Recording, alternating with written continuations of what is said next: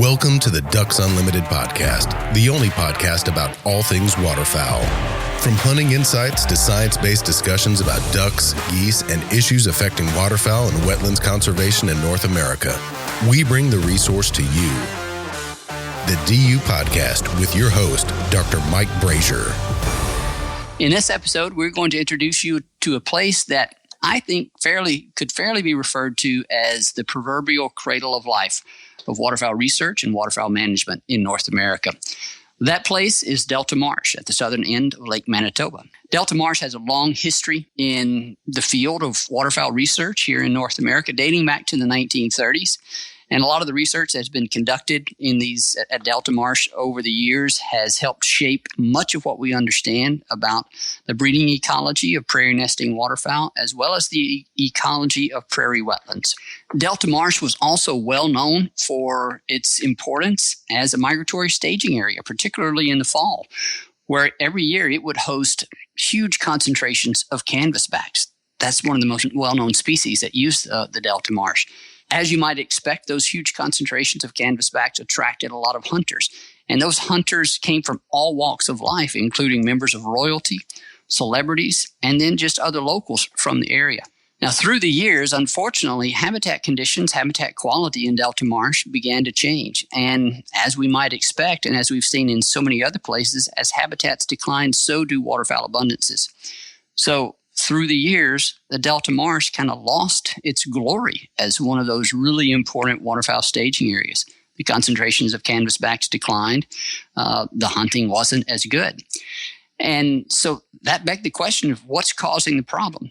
Well, the story that we're going to bring you today tells us what the problem was. It also shares with you a little bit of the history of Delta Marsh, some of which I've already introduced to you. But it's also importantly, and most excitingly, it's going to be a story about the recovery of Delta Marsh, how we learned what the problem was, what was causing the decline of habitat conditions, and then how we can implement targeted measures, science-based measures to overcome those impacts and reverse those declining habitat trends in the marsh, and then see how waterfowl respond. As I said, it's a very exciting story. It's a story that has particular meaning to me because I spent some time at Delta Marsh during my undergraduate days and my graduate days as well.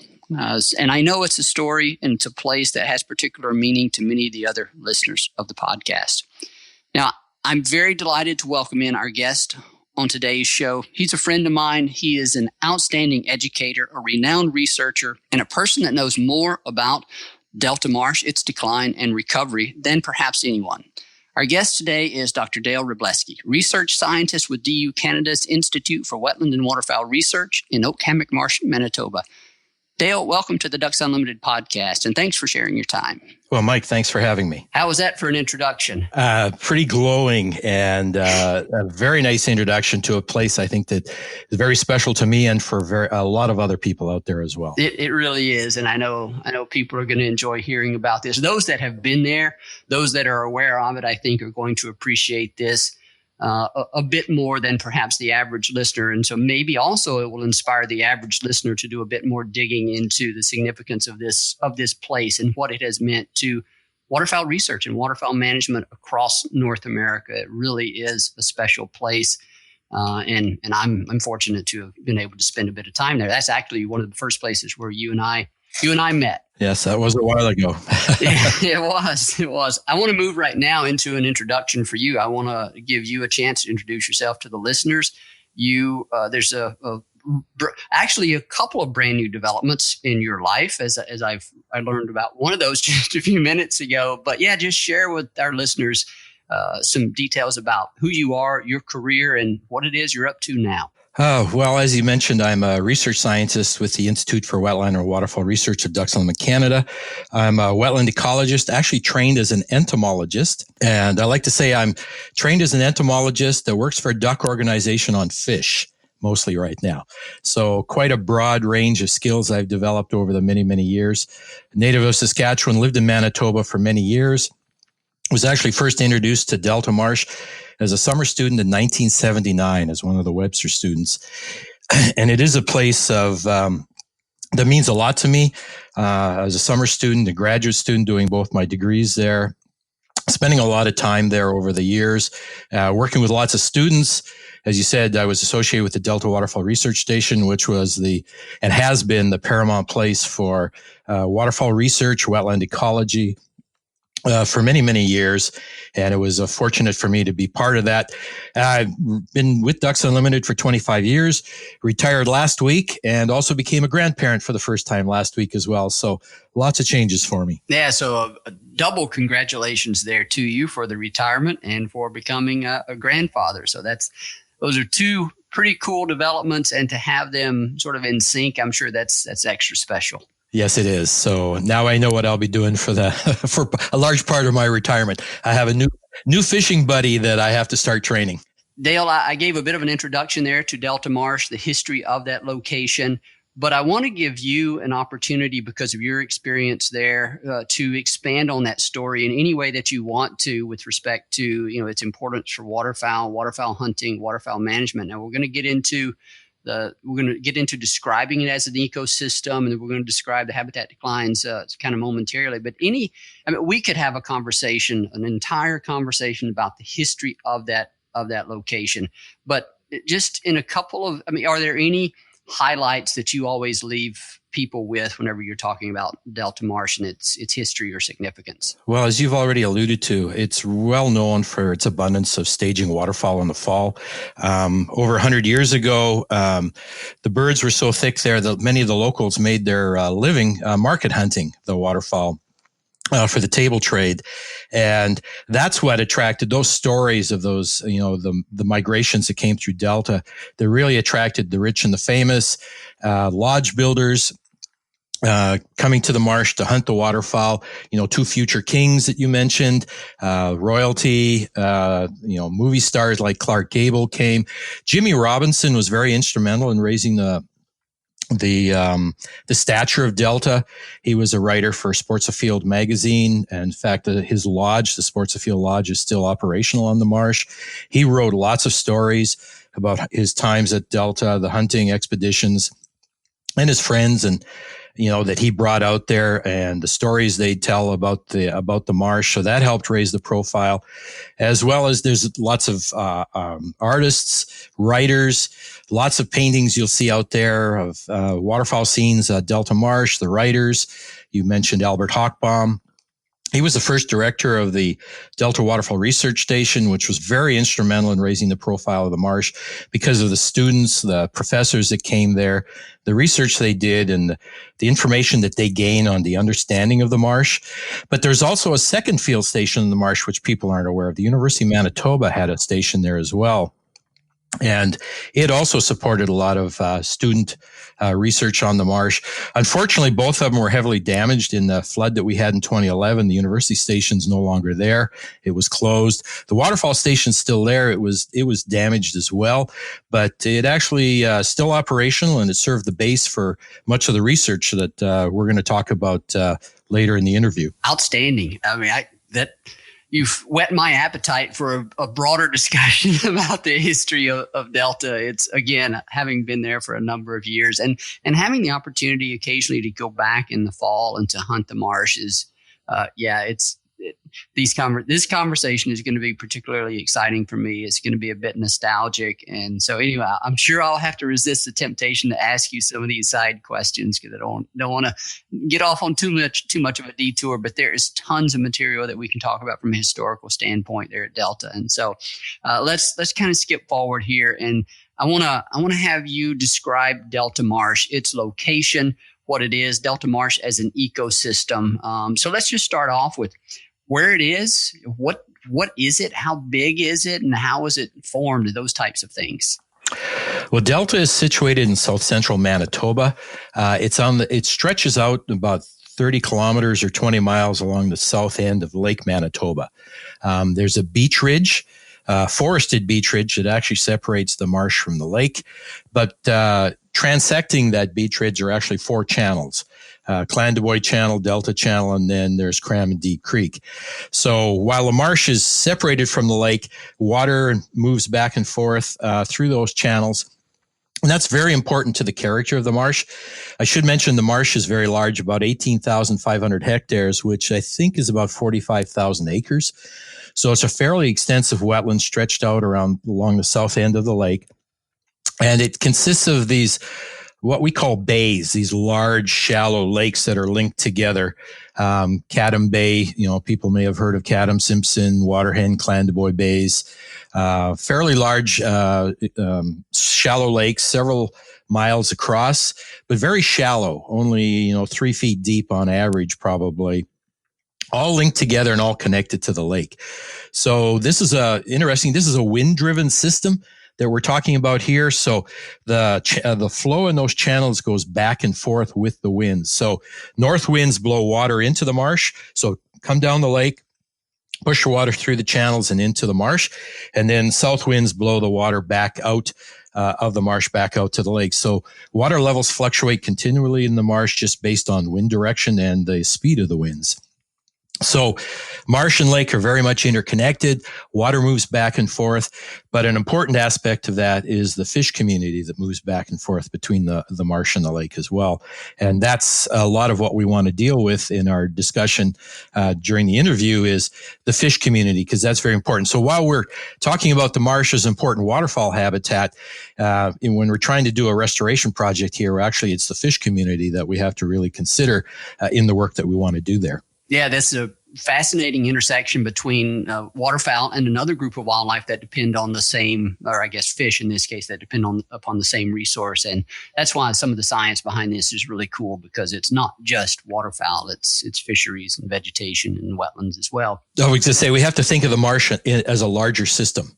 And it's connected to a larger lake, and we have to think about all the dynamic between the marsh and the lake, and all the plants and animals that live there and how they're interconnected. Absolutely, and I want to also give people an appreciation for the size of Lake Manitoba. It's a freshwater lake, but I just had to look this up here online. I mean, it's a massive freshwater lake, 1,700 square miles, almost 1,800 square miles in size.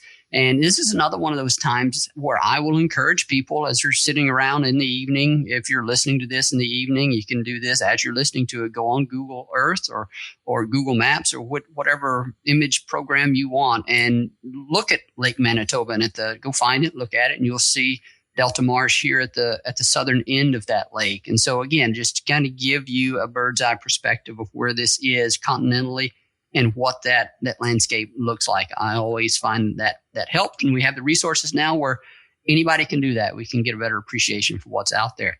Now, Dale, I want to talk a bit about the inflows and outflows to the lake historically, and this is a bit of education for my own part. Are there any major rivers that historically that flowed into the lake? And then I also want you to talk about the outflows to the lake. Well, there used to be a major river that flowed into Delta Marsh. In fact, if people do look at a Google Earth image of it, you'll see these windy channels, and you'll see channels throughout the marsh. That was the Assiniboine River, which flowed into the marsh up until about 2,000 years ago. In fact, the Assiniboine River, which around the city of Portage la Prairie, which is about 24 kilometers, 16 miles south of the marsh, the Assiniboine River is there, flows through Portage la Prairie and continues east to the city of Winnipeg. But about 4,000 years ago to about 2,000 years ago, it actually flowed north into the south end of Lake Manitoba. And that's why you see these old river channels in there. So you think there might be a river that flows into the marsh today, but in fact, there isn't. But there was 2,000 years ago. And in fact, when that river did flow into there, it created a delta out into the lake. And when that river stopped flowing 2,000 years ago, that delta was eroded, and that's what created the beach ridge separating the south end of the lake, which then became Delta Marsh, from Lake Manitoba. So, and another side point is that you'd think, okay, well, that's where the name Delta comes from, because there was historically a delta there, and that was eroded, and that separated the marsh from the lake, and that became the beach ridge. But actually, that has nothing to do with the name for Delta Marsh at all. The name Delta Marsh actually comes from a railway station. Back 100 years ago, they used to mine gypsum at the north end of Lake Manitoba.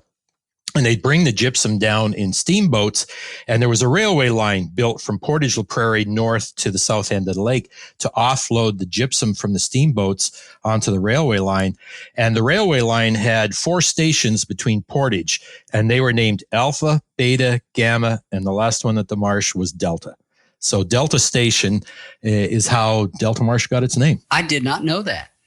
Yeah. That's I think cool. it's associated with the older, the historic river delta out into the lake, and that's created the marsh. Actually, we didn't know that till much later, after Delta had already had its name.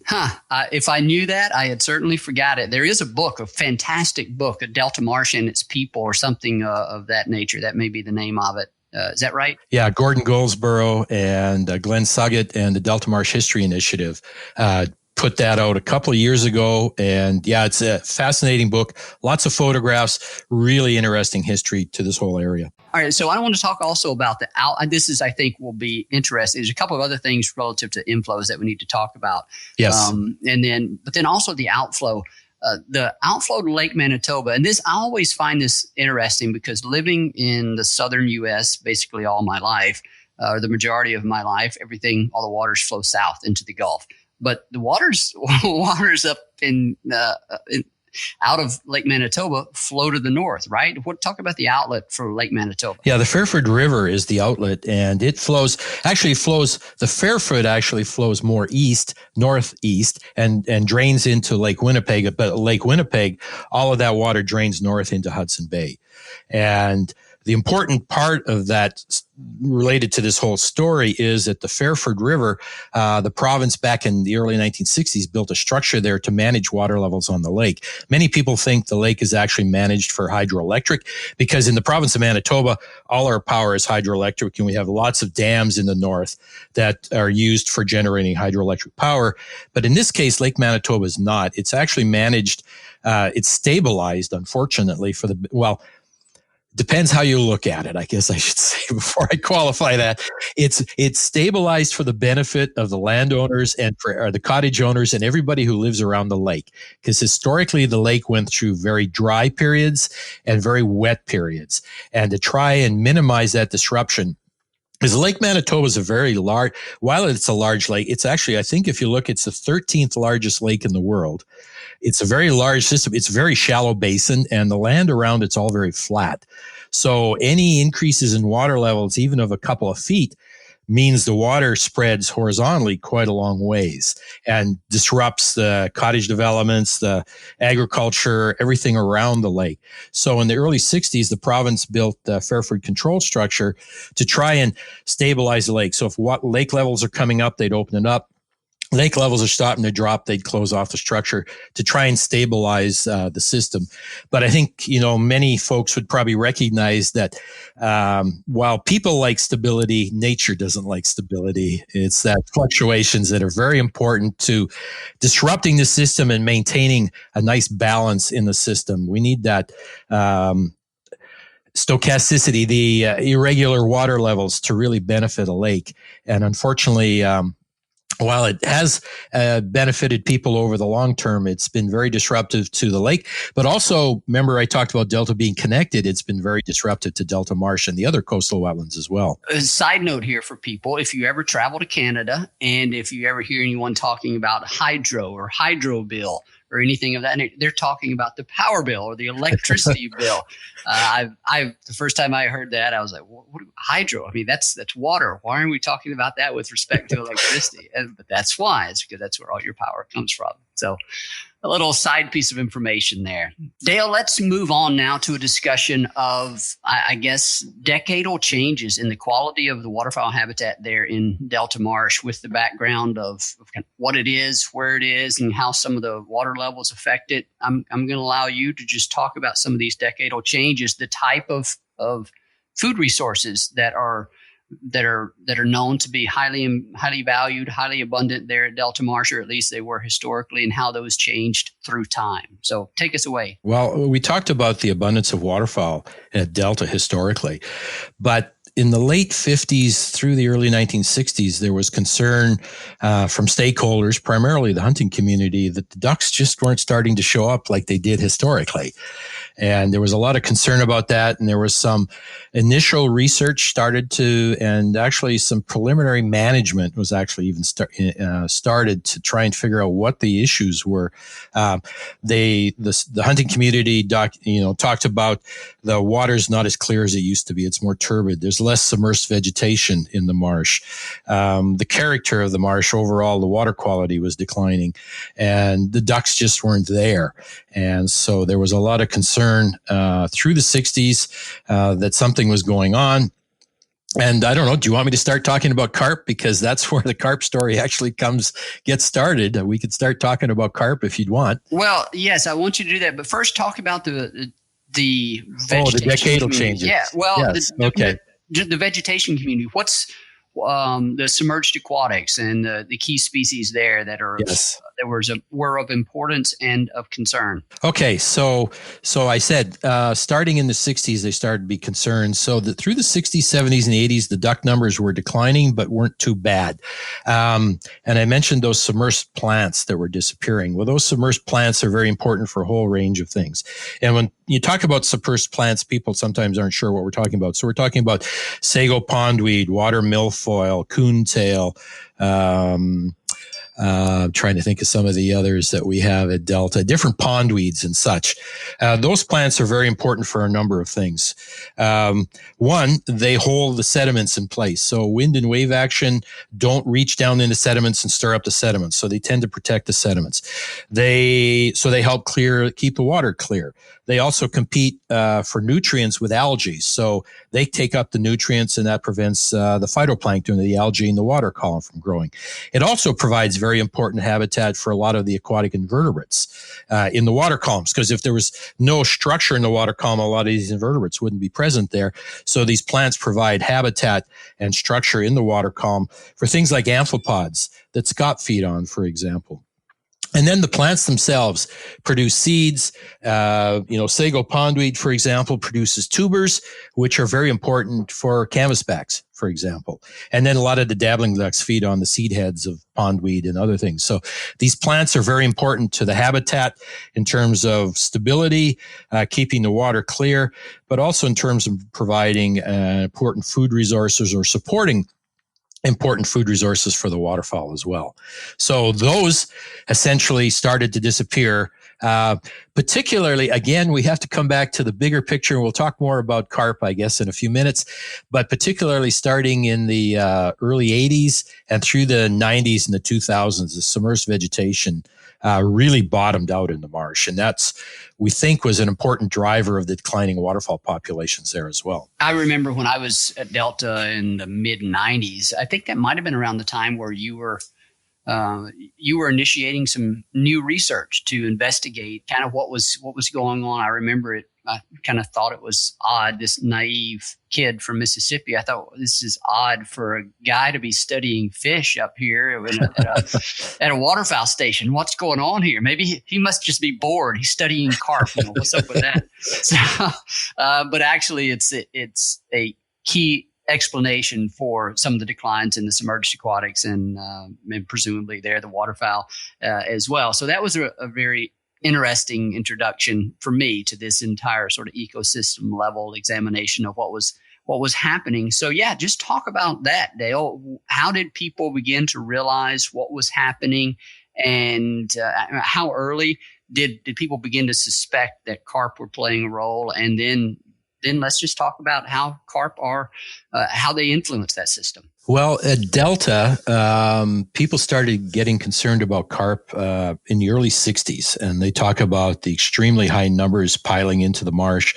Carp are warm water species.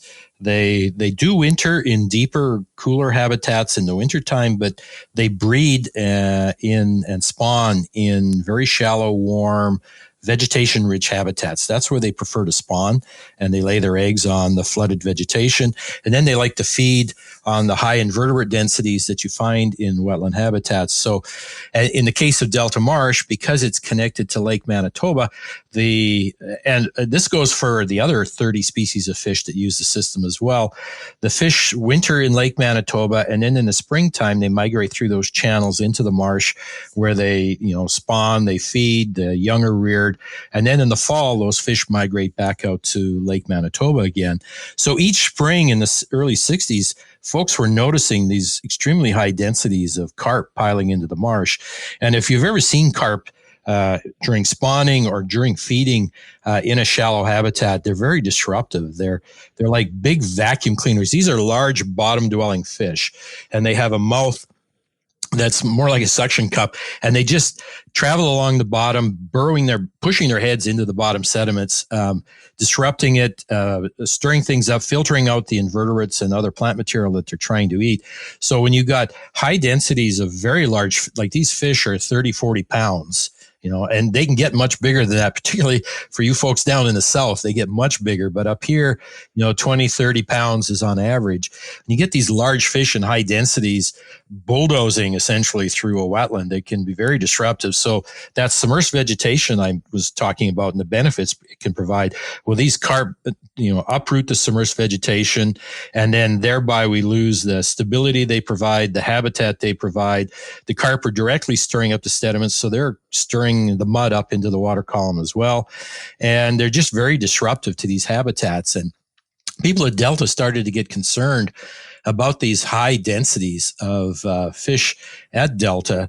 And so they started actually probably one of the, it might be the first carp exclusion project in Canada. I know this was going on in other places in the States earlier because carp were introduced over 100 years ago.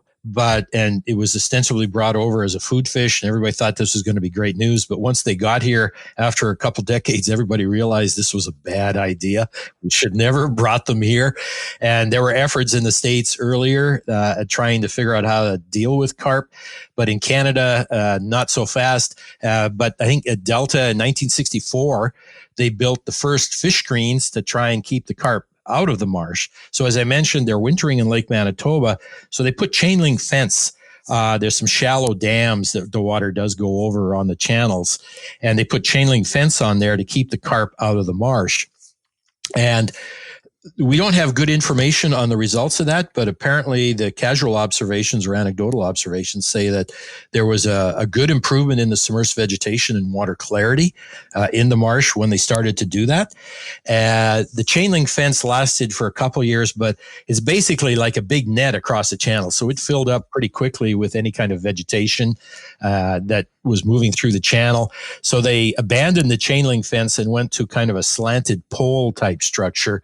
So kind of a jail bar screen that angled up so that the waves could wash the litter up and the water could still get through and you wouldn't have to be there cleaning it all the time.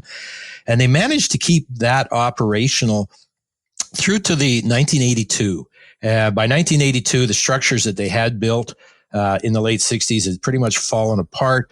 And there was thoughts that maybe carp weren't as critical to the marsh then, as they maybe thought they were. And there were other folks saying that maybe what we needed, it's a nutrient issue. We need to flush the marsh. I don't really get a good explanation, but in 1982, everything got pulled out. The carp screens, the dams, everything. And, from 1908 through the 80s, the rest of the 80s, the 90s, and the 2000s, the marsh just really went downhill. If you look at the duck numbers, the 90s and the 2000s, there was very, very low use of the marsh. And when I started back, as you mentioned, in the late 90s, that was when there was renewed interest. Okay, we've been through this for a couple decades now. Things are getting worse. What do we need to do? And again, the idea of, carp seemed to be very important. They were very disruptive to the system. That earlier attempt at carp exclusion wasn't perfect, but it did seem to provide some protection for the marsh, and the marsh seemed to be doing okay. But once we pulled those structures out in 82, it really went downhill. So in the late 90s, we started looking at the fish community. Okay, we didn't have a lot of information on the large fish that use the marsh. We know this, we had a species list, but that's all. So we started doing those initial gillnet surveys to see, okay, who's in the marsh? When do they come in? What are they doing in the marsh? And what's the relative abundance? So Dale, you've talked about carp as being being suspected of one of the issues here, and people listening to this are probably familiar that there are a number of carp species that we deal with here in North America that typically all of them are problematic in some way. And so what species of carp are we dealing with here? This is the common carp, Cyprinus carpio, and was introduced over 100 years ago. So they've been here a long time, as opposed to what I think you're going to allude to as the Asian carp. Yeah. That you hear a lot in the news. Yeah. Yeah, there's the big head carp, silver carp, some of those others some of the ones that jump out of the water. These common carp are not those that jump out of the water when agitated by a boat or something of that nature, right? No, that's the silver carp that does that. Yeah. So there's big head, silver, grass carp, and black carp. Those fish are the ones that are coming up the Mississippi, are sitting in Chicago, trying to figure out how to get through the Chicago sanitary canal into Lake Michigan. And that's where those electric barriers are set up to try and prevent them from getting into the Great Lakes. But common carp, like many of those other species, came here from Asia, right? Actually, from Europe. They were, they're native to Asia, but Europeans have been raising them for hundreds of years. And when the native fish population started declining, that's when the interest of bringing, species that they've been raising in Europe for hundreds of years, well, let's just bring them over here and raise them over here. And if they'd have just left them in ponds as part of aquaculture, okay, that would have been fine. But unfortunately, either intentionally or accidentally, they got released into the wild and basically have pretty much spread right across the continent on their own now. We could say that about a lot of the invasive species that we have today. Man, if we would have only kept them in the cages, if we would have only not drained that pond. That seems to be the way it happens sometimes. So, Dale, I think we've already been talking around 35 minutes. And so I think what I'm going to do is we're sort of at a good stopping point. We've described some of the decadal changes and what we saw with the habitat. And I think we're about at the point in the story where we're going to start investigating actually what was causing or trying to definitively identify a cause of what we were seeing with respect to the decline in the vegetation and the waterfowl community. So this is probably a good place to wrap this up. And then we'll start another episode and then have you talk about the rest of this all the way through to the restoration effort. That sound okay? That sounds great. Thank you. Okay. Thanks so much for your time, Dale. Oh, you're welcome. A special thanks to our guest on today's show, Dr. Dale Robleski, retired scientist with Ducks Unlimited Canada's Institute for Wetland and Waterfowl Research. We greatly appreciate him sharing his time and telling us about some of the exciting news and stories and history of Delta Marsh in Manitoba. We also thank our producer, Clay Baird, for the great job he does editing these podcasts. We call him the digital warrior for all the great work and time that he spends making us sound way better than what we actually are on these podcasts. And most importantly to you, the listener, we thank you for your time. We thank you for spending it with us. And we thank you for your support, passion, and commitment for wetlands and waterfowl conservation.